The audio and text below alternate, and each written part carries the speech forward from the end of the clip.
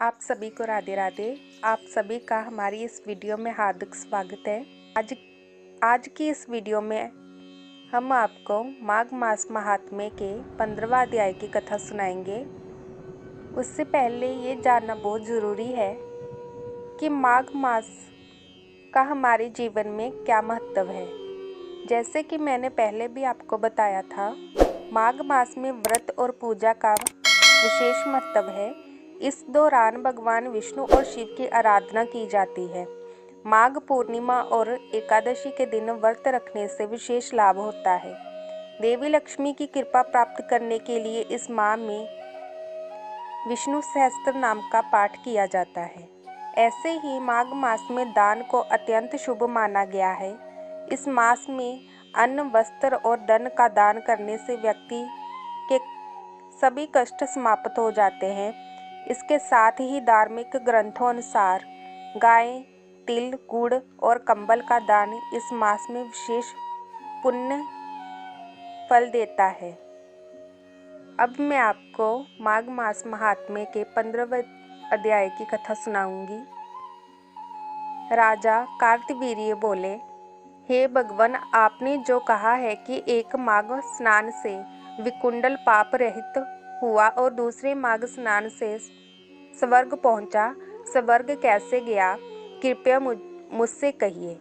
दत्तात्रेय जी बोले, हे राजन, जल को नारापन कहा जाता है क्योंकि वह स्वभाव से निर्मल, पवित्र, सफेद, मलनाशक, द्रावक और दाहिनाशक होता है। वह समस्त प्राणियों को तारने वाला, पुष्ट करने वाला और जीवन देने वाला है।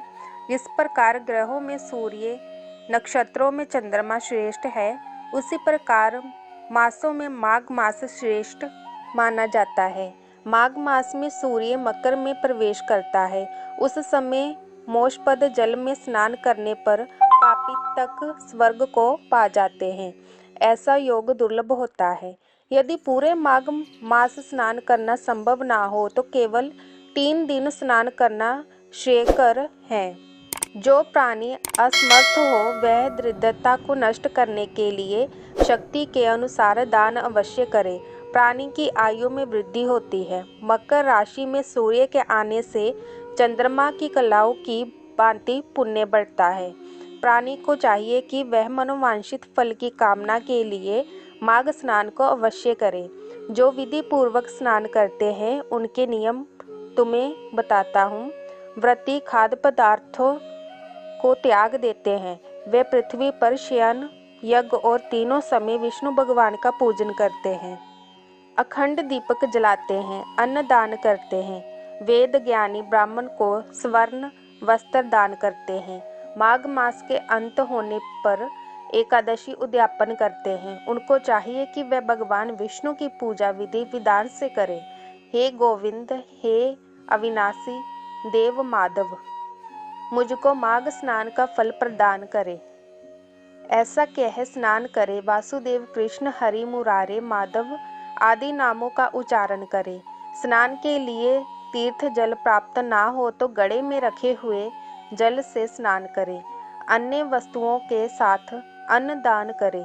ऐसा करने से प्राणी नरक में नहीं जाता है। जो जल को गर्म करके स्नान करते हैं उन्हें 6 वर्ष स्नान का, कुएं पर स्नान करने से 12 वर्षों के स्नान का, तालाब स्नान से उसका दूना, नदी स्नान से उसका 4 गुना, महानदी स्नान करने पर 100 गुना, संगम स्नान करने पर 400 गुना फल प्राप्त होता है। जो माघ स्नान प्रतिदिन करता है वह 1000 मुद्रा व 1000 गौ के दान का पुण्य प्राप्त करता है। अगले अध्याय की कथा सुनने के लिए हमारी इस चैनल को सब्सक्राइब कीजिए, लाइक कीजिए और शेयर कीजिए।